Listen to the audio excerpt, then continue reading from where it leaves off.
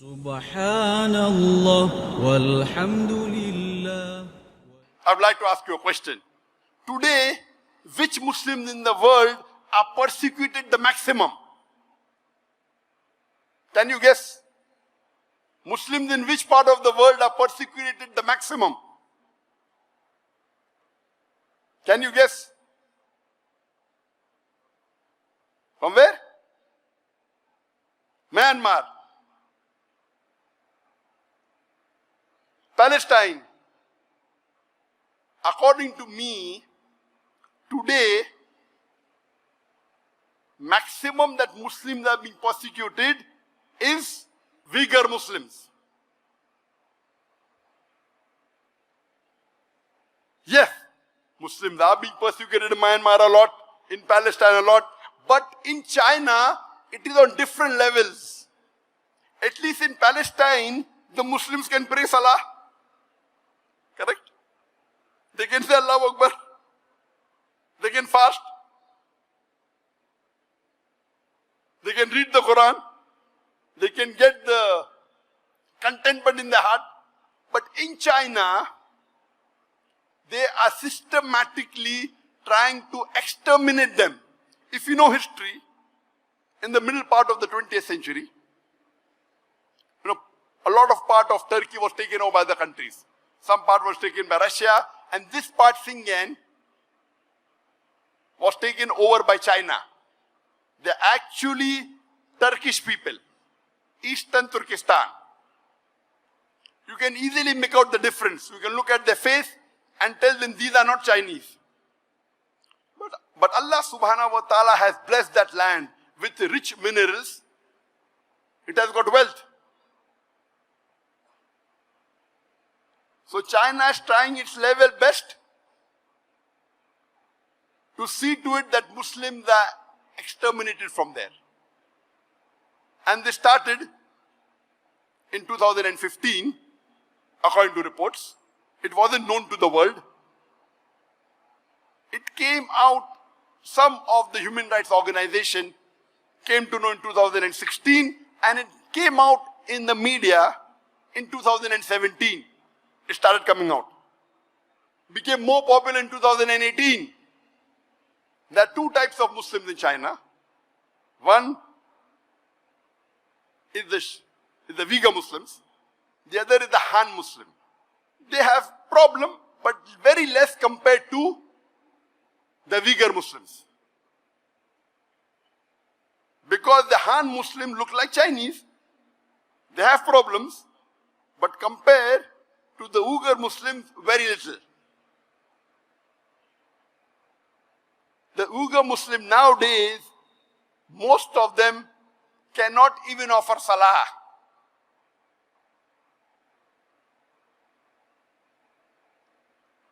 They are not allowed to fast. They are forced to have food during Ramadan. Many are forced to have alcohol. They aren't allowed to learn Arabic. And if they don't listen to the authorities, they are put into concentration camps. The Chinese government says this is re-education. Re-education. Many of the Uyghur Muslims in these concentration camps, they are tortured. They are harassed. They are asked to give up their religion. They are asked to follow communism. And those that are outside, they are being tracked by cameras, by face recognition. And this has been leaked by the human organization. Almost all of them, they are non-Muslim organizations. 1 month before, in July, there were 22 countries that wrote a letter to UN objecting on the human rights violation against the Uyghur Muslim in China. 22 countries. There are about 195 countries in the UN. 22 countries wrote a letter to UN saying there is human right violation in China against the Uyghur Muslims. And do you know, out of these 22 countries, there was not a single Muslim country which objected. All of them were non-Muslim country, mostly European country. Isn't it a shame? There are about 56 countries in the world, more than 25% of the countries in the world, they have majority Muslims.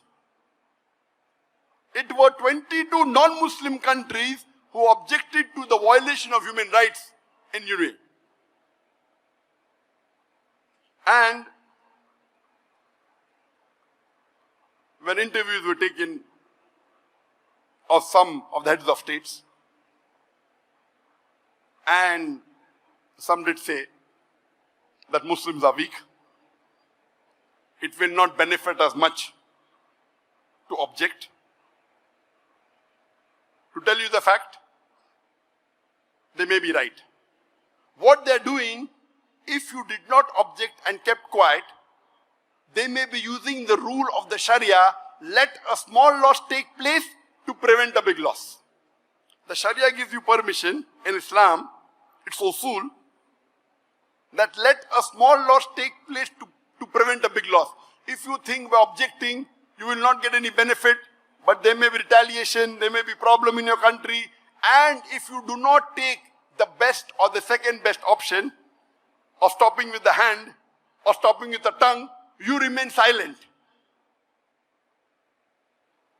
This, if the situation is like that really, that if you object there may be retaliation, and if you take the decision of keeping quiet, Sharia gives you permission.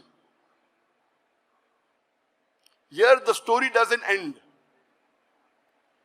The story which is really disheartening is, few days later, 37 countries give a letter to UN saying what the Chinese government is doing is correct. They are not torturing the Muslims. They are not violating human rights. They are educating them. They are doing anti-terrorism.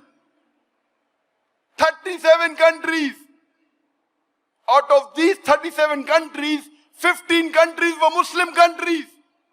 More than 40% of the countries which supported China, saying that what you are doing is right against the Muslims, what you are torturing them is correct, it is anti-terrorism, they were Muslims.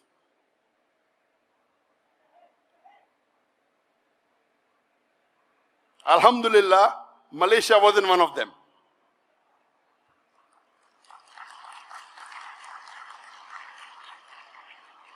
I don't want to take the names of the country which gave a letter, because I want to wake up the Muslims. By Allah's grace, I meet the heads of most of these countries. Whenever I meet head of state, my job as a da'i is to convey the message of Allah. Whether they follow or not, it's in their hand. I don't want to take the names because I don't want to embarrass them. But my request to the heads of states of this country, that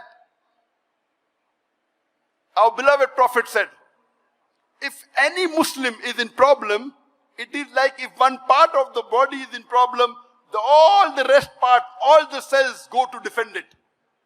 This is the Ummah.